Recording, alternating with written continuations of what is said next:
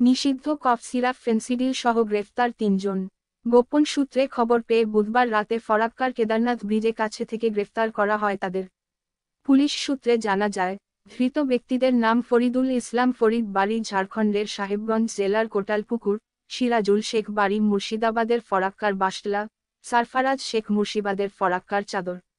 ধৃতদের কাছ থেকে মোট ১৪৪ বোতল ফেন্সিডিল, বেশ কয়েকটি মোবাইল ও ৪ চাকার একটি গাড়ি বাজেয়াপ্ত করে ফরাক্কা থানার পুলিশ বলে জানা যায়।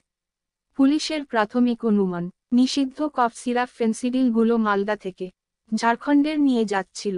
সেই সময় পুলিশ গোপন সূত্রে খবর পেয়ে ১৪৪ বোতল ফেন্সিডিল, বেশ কয়েকটি মোবাইল ও ৪ চাকার একটি গাড়ি সহ ৩ জনকে গ্রেফতার করে পুলিশ বলে জানা যায়।